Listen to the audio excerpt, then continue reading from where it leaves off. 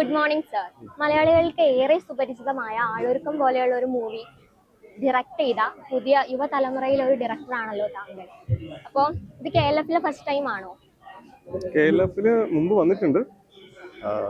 ഇന്ന് സാറിന് എന്തെങ്കിലും പ്രോഗ്രാം എന്തെങ്കിലും ഉണ്ടോ ഇന്നിവിടെ? ശരിക്കും KLF എൻജോയ് ചെയ്യുന്നത് ഇത്തവണയാണ്. ഞാൻ എൻജോയ് ചെയ്യുന്നത് വെച്ചാൽ ഇന്നൊരു ദിവസമേ ഞാൻ ഉള്ളൂ ഇവിടെ.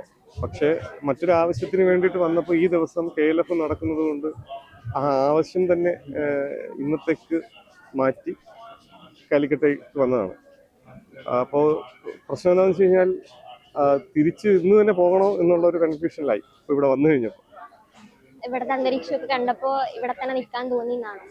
അതായത് മുമ്പ് ഞാൻ KLF വന്നത് വളരെ പെട്ടെന്ന് ഒരു ആവശ്യത്തിന് വേണ്ടി വരികയും ഓടിച്ചെന്ന് കാണുകയും വളരെ പെട്ടെന്ന് മടങ്ങുകയും ഒരു സുഹൃത്തുക്കളെ ഒന്നും കാണുകയൊന്നും ചെയ്യാതെ ഒരു സമയമായിരുന്നു. പ്രത്യേകിച്ച് അന്ന് KLF തുടക്ക സമയമാണ്.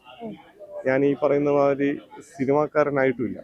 വളരെ പെട്ടെന്ന് മറ്റൊരു കാര്യവുമായി മീഡിയയുമായി ബന്ധപ്പെട്ട കാര്യത്തിന് വന്നിട്ട് മടങ്ങുകയാണ് ചെയ്തത്. ശരിക്കും KLF എൻജോയ് ചെയ്യാൻ പറ്റിയിരുന്നില്ല. ഇപ്പോഴാണത് എൻജോയ് ചെയ്യുന്നത്. ഇത്തവണയാണ് KLF ശരിക്കും ആദ്യമായി എൻജോയ് ചെയ്തുകൊണ്ട് KLF നിൽക്കുന്നതെന്നാണ് പറയുന്നത്. അപ്പൊ ഞാൻ സാറിന്റെ അടുത്ത് ചോദിക്കാൻ ആഗ്രഹിക്കുന്ന ഒരു ക്വസ്റ്റ്യൻ എന്താണെന്ന് വെച്ചാൽ, ഒരു യുവ ഡയറക്ടർ എന്ന നിലയിൽ സാറ് അഭിമുഖീകരിക്കേണ്ടി വന്നിട്ടുള്ള എന്തെങ്കിലും പ്രശ്നങ്ങൾ ഉണ്ടായിട്ടുണ്ട്? അതുപോലെ ഇപ്പം പുതിയ തലമുറയിൽ ഒരുപാട് പുതിയ ഡയറക്ടേഴ്സ് വരുന്നുണ്ട്, അവർക്ക് ഒരുപാട് വെല്ലുവിളികൾ അനുഭവിക്കേണ്ടി വരുന്നുണ്ട്. അപ്പം അത്തരത്തിലുള്ള എന്തെങ്കിലും വെല്ലുവിളികൾ സാറിന് അഭിമുഖീകരിക്കേണ്ടി വന്നിട്ടുണ്ടോ? അതാണ് എൻ്റെ ക്വസ്റ്റ്യൻ. സിനിമ എന്ന് പറയുന്നത് ഒരു ഫിലിം മേക്കറുടെ സ്വപ്നമാണ്. ആ സിനിമയെ ആദ്യം സ്വപ്നം കാണുന്നത് അയാളായിരിക്കും. ഒരു സിനിമ സംഭവിക്കുന്നത് അത് അദ്ദേഹമാണ് പിന്നീട് ഒരു പ്രൊഡ്യൂസറിലേക്കും അല്ലെങ്കിൽ ആ പ്രോജക്റ്റ് ഉണർത്തിക്കൊണ്ടുവരുന്ന രീതിയിലുള്ള എല്ലാ കാര്യങ്ങളും ചെയ്യുന്നത്. അപ്പോൾ അങ്ങനെ അയാളിത് ചെയ്യുന്ന ആ പ്രോസസ്സിനിടയിൽ അയാൾക്ക് സ്വാഭാവികമായും പലയിടങ്ങളിൽ നിന്നും പ്രതിസന്ധികൾ വരാം. പക്ഷെ അതൊരു ശാശ്വതമായ പ്രതിസന്ധിയല്ല. കഠിനാധ്വാനവും ആത്മാർത്ഥതയും പിന്നെ നമ്മൾ ചെയ്യാൻ ഉദ്ദേശിക്കുന്ന വർക്കിന്റെ ക്വാളിറ്റിയുള്ള ഉറപ്പുവരുത്തലും ഉണ്ടെങ്കിൽ നമുക്ക് ഈ പ്രതിസന്ധികളെ അതിജീവിക്കാനാവും. പ്രതിസന്ധികൾ എന്ന് പറയുമ്പോൾ സ്വാഭാവികമായിട്ടും ചെറുപ്പക്കാരായിട്ടുള്ള ആളുകൾ എന്ന് പറഞ്ഞിട്ടോ അല്ലെങ്കിൽ പ്രായമുള്ള ആളുകൾ എന്ന് പറഞ്ഞിട്ടോ ഇല്ല. 96-ാം വയസ്സിൽ ക്ലിന്റ് ഈസ്റ്റ്വുഡ് സിനിമ എടുക്കുന്നുണ്ട് ഇപ്പോൾ. അല്ലെങ്കിൽ റിഡ്ലി സ്കോട്ട് 2 വർഷങ്ങൾക്ക് മുമ്പാണ് റിഡ്ലി സ്കോട്ടിന്റെ നെപ്പോളിയൻ എന്ന് പറയുന്ന സിനിമ സംഭവിച്ചിട്ടുള്ളത്. അപ്പൊ ഇങ്ങനെ സിനിമയിൽ വലിയ വലിയ വലിയ പ്രായമുണ്ട് എന്ന് വിശ്വസിക്കുന്ന ആളുകൾ പോലും അതിനെ മറികടന്നുകൊണ്ട് ഇവിടെ മണിരത്നം സിനിമ എടുക്കുന്നുണ്ട്, സത്യനന്ദിക്കാട് സിനിമ എടുക്കുന്നുണ്ട്. അവരൊക്കെ അവരുടെ കരിയറിനെ സക്സസ്ഫുൾ ആയതുകൊണ്ടല്ല, അത് അവരുടെ ആത്മാർത്ഥമായ പരിശ്രമമാണ്.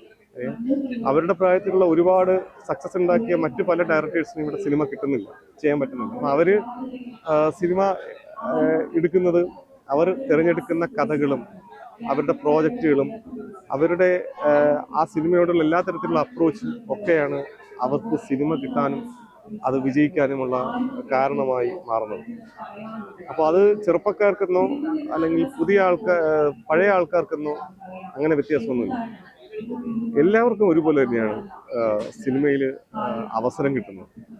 അപ്പോൾ ഇതിൽ ഒരു പ്രശ്നം വേണമെങ്കിൽ നമുക്ക് പറയാവുന്നത്, പ്രായമുള്ള ആളുകൾക്ക് എന്നതിലുപരി അല്ലെങ്കിൽ പ്രായമില്ലാത്ത ആളുകൾ എന്നതിലുപരി ചില ബന്ധങ്ങൾ കൂടുതലുള്ള ആളുകൾ അവർക്ക് പെട്ടെന്ന് സിനിമ ഉണ്ടാക്കാൻ പറ്റും. എനിക്കങ്ങനെ, ഞാൻ തിരുവനന്തപുരത്ത് നിന്നാണ് അല്ലെങ്കിൽ അവിടെയാണ് താമസിക്കുന്നത്. അവിടെ വന്നിട്ടാണ് ഞാൻ കൊച്ചിയിൽ വന്ന് സിനിമ ചെയ്യാൻ ശ്രമിക്കുന്നത്. അല്ലെങ്കിൽ അപ്പം അതുകൊണ്ട് ചിലപ്പോൾ എൻ്റെ ചില ബന്ധങ്ങൾ സ്ഥിരമായി ഞാൻ കമ്മ്യൂണിക്കേറ്റ് ചെയ്യുകയോ ഇടപഴകുകയോ ചെയ്യുന്ന ബന്ധങ്ങളൊന്നുമല്ല. അപ്പം എനിക്ക് സിനിമയിലുള്ള സുഹൃത്തുക്കൾ എനിക്ക് അതിന് പുറത്തുള്ള സുഹൃത്തുക്കളുടെ അത്രയില്ല. സിനിമയിൽ സുഹൃത്തുക്കളില്ല എന്നല്ല ഞാൻ പറഞ്ഞത്, സിനിമയിലുണ്ട് സുഹൃത്തുക്കൾ. പക്ഷെ അത് എനിക്ക് സിനിമയ്ക്ക് പുറത്തുള്ള സുഹൃത്തുക്കളുടെ അത്രയൊന്നും ഇല്ല. ഇപ്പം ഞാൻ എല്ലാ ദിവസവും രാവിലെ ക്രിക്കറ്റ് കളിക്കുന്ന ഒരാളാണ്. അതെൻ്റെ ഏറ്റവും അടുത്ത നാട്ടിലെ സുഹൃത്തുക്കൾക്കൊപ്പമാണ് ഞാൻ ക്രിക്കറ്റ് കളിക്കുന്നത്. അവിടുന്ന് കിട്ടുന്ന മനസ്സിന്റെ സന്തോഷം കൊണ്ടാണ് എനിക്ക് ചിലപ്പോൾ പിന്നീട് സിനിമ ചെയ്യാൻ തന്നെ തോന്നലുണ്ടാക്കുന്ന രീതിയിൽ മനസ്സിനെ റിഫ്രഷ് ചെയ്യാൻ പറ്റും. അപ്പോൾ ചിലപ്പോൾ സിനിമയ്ക്ക് ഉള്ളിലുള്ള സൗഹൃദങ്ങൾ ചിലപ്പോൾ എനിക്ക് എത്രത്തോളം ഉണ്ടാവണമെന്നില്ല. ഞാൻ ഇല്ലെന്നല്ല പറയുന്നത്, പൂർണ്ണമായിട്ട് ചിലപ്പോൾ അങ്ങനെയുള്ള സൗഹൃദങ്ങൾ ഉണ്ടാവണമെന്നില്ല. അപ്പോൾ ഈ ബന്ധങ്ങൾ എന്ന് പറയുന്നത് വളരെ ഇമ്പോർട്ടൻ്റ് ആണ്. അപ്പോൾ സിനിമയുടെ ഹബ്ബ് എന്ന് പറയുന്നത് കേരളത്തെ സംബന്ധിച്ചിടത്തോളം കൊച്ചിയാണ്. കൊച്ചിയിൽ സ്ഥിരതാമസമാക്കി കൊച്ചിയിൽ എല്ലാ ദിവസവും പരസ്പരം കാണുന്ന ആൾക്കാർക്കിടയിൽ, ഒരു വെളിപ്പാട് അകലെ ഉള്ള ആളുകൾക്കിടയിൽ പെട്ടെന്നൊരു പ്രോജക്റ്റ് ഉണ്ടായി വരാനുള്ള സാധ്യത വളരെ കൂടുതലാണ്. അങ്ങനെ ആ ഒരു പ്രശ്നമല്ലാതെ ചെറുപ്പക്കാർ നല്ല സബ്ജക്റ്റുകൾ, നല്ല സിനിമ പ്രോജക്റ്റുകൾ ഉണ്ടാക്കാൻ മനസ്സ് കാണിക്കുന്നിടത്തോളം കാലം ചെറുപ്പക്കാർക്കെന്നോ പ്രായമായ ആൾക്കാർക്കെന്നോ സിനിമയിൽ എന്തെങ്കിലും ഒരു വൈതരണികളുണ്ടെന്ന് ഞാൻ വിശ്വസിക്കുന്നില്ല. അപ്പൊ സാറിന്റെ ഫസ്റ്റ് ഫിലിം ചെയ്യുമ്പോൾ സാർ എന്തെങ്കിലും സ്ട്രഗിൾസ് ഇതുപോലെ ഫീൽ ചെയ്തിട്ടുണ്ടായിരുന്നു സാറിന്? അതായത് ഈ സിനിമാ രംഗത്ത് ഇങ്ങനെ കമ്പനികളൊന്നും സൗഹൃദങ്ങളൊന്നും ഇല്ല എന്ന് പറഞ്ഞല്ലോ. അപ്പൊ സാർ ഒന്നുമില്ല എന്നല്ല പറഞ്ഞത്, ഒരുപാട് കുറവാണ്. അല്ല, ഒരുപാട് സൗഹൃദങ്ങൾ എനിക്കുണ്ട്. ഒരുപക്ഷെ എനിക്കൊപ്പം സിനിമ ചെയ്യാൻ വന്ന ആ ഒരു ആൾക്കാർക്കിടയിൽ വെച്ച് നോക്കുമ്പോൾ അവരെക്കാളൊക്കെ കൂടുതൽ സൗഹൃദങ്ങൾ എനിക്ക് സിനിമയിൽ തന്നെ ഉണ്ട്. ഞാൻ പറഞ്ഞത് ഈ ഒരു പരിസരത്ത് ഒരു കൊച്ചി പോലത്തെ, ഇവിടെ ഇപ്പൊ കോഴിക്കോടാണ്, കൊച്ചി പോലത്തെ സിനിമയുടെ ഹബ്ബിൽ എപ്പോഴും സജീവമായി നിൽക്കുന്ന, വൈകുന്നേരങ്ങളിൽ ഒത്തുകൂടുന്ന പാർട്ടികളിൽ ഇപ്പോൾ ഏറ്റവും കൂടുതൽ സിനിമയുടെ ലോഞ്ചിങ് നടക്കുന്നത് കൊച്ചിയിലായിരിക്കും. അപ്പോൾ അവിടെയാണ് ആൾക്കാർ വൈകുന്നേരങ്ങളിൽ കൊച്ചിയിൽ ആ ഫംഗ്ഷന് പങ്കെടുക്കുന്നു, അതുമായി അനുബന്ധിച്ച് പാർട്ടികൾ പങ്കെടുക്കുന്നു. ഈ പാർട്ടികൾക്കിടയിലായിരിക്കും ഒരു പ്രോജക്റ്റ് അല്ലെങ്കിൽ ഒരാൾ വേറൊരാളെ പരിചയപ്പെടുന്നത്, ഇങ്ങനെയൊക്കെ ഉണ്ടാവും. അപ്പൊ അതുകൊണ്ട് അങ്ങനെയാണ് സിനിമ പലപ്പോഴും ഉണ്ടായി വരുന്നത്. ഞാൻ പറഞ്ഞില്ലേ, ഒരു വെളിപ്പാടകൽ അവരുണ്ടെങ്കിൽ അവരെ വെച്ചിട്ട് സിനിമ ചെയ്യാനുള്ള സാധ്യതയും വളരെ എപ്പോഴും ആ ഫീൽഡിൽ സജീവമായിട്ടുള്ള വ്യക്തികൾക്ക് സിനിമ ചെയ്യാനുള്ള അങ്ങനെ അതുമല്ല, എപ്പോഴും ഫീൽഡിൽ ഞാൻ സജീവമായ ഒരാളാണ് എന്ന് എനിക്ക് പെട്ടെന്ന് സിനിമ ഉണ്ടാവുന്ന വെച്ച് കഴിഞ്ഞാൽ, ഇപ്പോൾ എനിക്കൊരു സിനിമ ഞാൻ മനസ്സിൽ ആശയമുണ്ടായി, അതൊരു ആർട്ടിസ്റ്റിന്റെ അടുത്ത് പറയാൻ നേരത്തെ ചിലപ്പോൾ എനിക്ക് ഏറ്റവും അടുത്ത സുഹൃത്തായിട്ടുള്ള ഒരു ആർട്ടിസ്റ്റിന്റെ അടുത്ത് വേണം ചിലപ്പോൾ എളുപ്പം എന്താണ്. ഇപ്പൊ എനിക്ക് എന്റെ പേരിലുള്ള അവാർഡുകളോ അങ്ങനെയുള്ള കാര്യങ്ങളോ ഉള്ളത് കൊണ്ട് എനിക്കൊരു ആർട്ടിസ്റ്റിന്റെ അടുത്തേക്ക് പോകാൻ എളുപ്പമാണ്. പക്ഷെ അത്തരം അവാർഡുകളൊന്നും ഇല്ലാത്തൊരു നവാഗതനായ ഒരാൾ വരുമ്പോൾ, നവാഗതയായിട്ടുള്ള ഒരു ആൾ വരുമ്പോൾ അവർക്ക് അത്ര എളുപ്പത്തിൽ അവിടെ എത്താൻ പറ്റണമെന്നില്ല. അപ്പൊ ഇതെല്ലാം ഒരു ഘടകമാണ്, ഏതെങ്കിലും ഒന്ന് മാത്രം അല്ല. ആദ്യത്തെ സിനിമ ചെയ്യുമ്പോൾ സാറിന് ഉണ്ടായിട്ടുള്ള അനുഭവങ്ങളൊന്ന് പങ്കുവയ്ക്കും.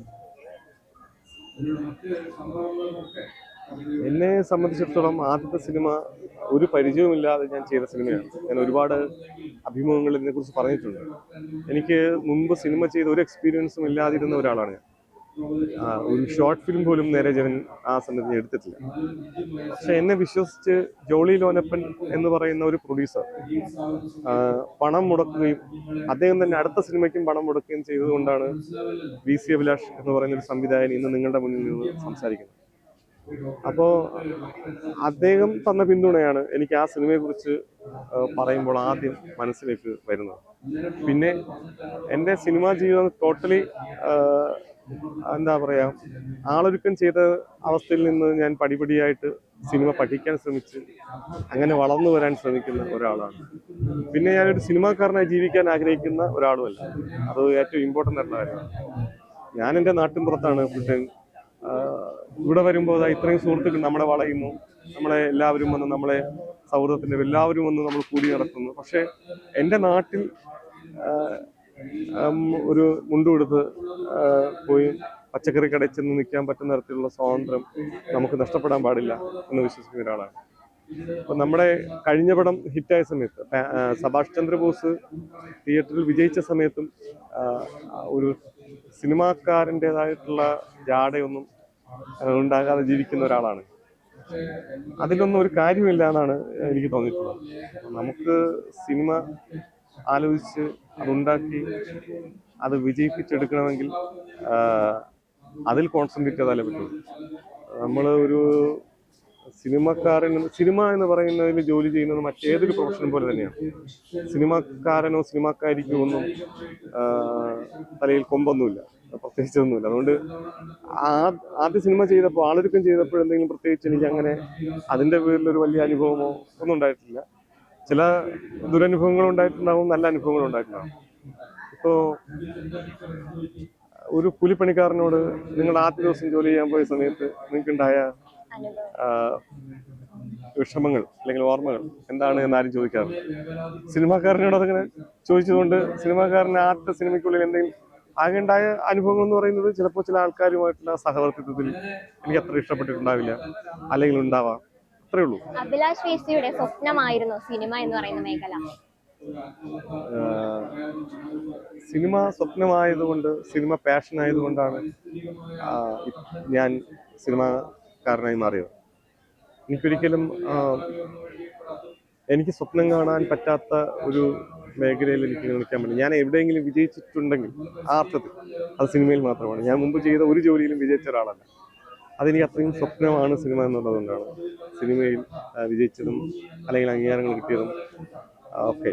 അതുകൊണ്ട് സിനിമ സ്വപ്നമാണ്. എപ്പോഴും സ്വപ്നം കാണുന്ന ഒരാളാണ്. നിങ്ങളോട് ഞാൻ സംസാരിച്ചുകൊണ്ടിരിക്കുമ്പോൾ ഞാനിപ്പോൾ ഒരു സിനിമ സ്വപ്നം കണ്ടുകൊണ്ടിരിക്കാം. അതാണ്. ഇനി വരാനിരിക്കുന്ന മൂവി ഏതാണ്? പ്രധാനമായും 2 സിനിമകളാണ്. അത് ഒന്ന് സഭാഷ് ചന്ദ്രബോസിന്റെ തമിഴ് ആലോചിക്കുന്നുണ്ട്. അത് തമിഴിൽ അതിൻ്റെ ഡിസ്കഷൻ നടക്കുന്നുണ്ട്. അത് കുറേ ദീർഘമായൊരു പ്രോസസ്സും സ്വപ്നവുമാണ്. അധികം വൈകാതെ സംഭവിക്കുമെന്ന് വിചാരിക്കുന്നു. പിന്നൊരു സിനിമയുണ്ട്. അതിനെപ്പറ്റി എനിക്കധികം പറയാനുള്ള സമയമായിട്ടില്ല. അഴിമുഖത്തിന് വേണ്ടിയിട്ട് താങ്കളുടെ വിലപ്പെട്ട സമയം ചെലവഴിച്ചതിന് ഒരുപാട് നന്ദി. അഴിമുഖത്തിനോട് പ്രത്യേകം നന്ദി. ആളൊരുക്കം വന്ന സമയത്തൊക്കെ ഏറെ സഹായിച്ചിട്ടുള്ള ഒരു മാധ്യമമാണ് അഴിമുഖം. അതും ഞാൻ ഇനിയും പ്രേക്ഷക എന്നുള്ള നിലയിൽ ഒരുപാട് നല്ല നല്ല സിനിമകൾ പ്രതീക്ഷിക്കുന്നു. Thank you.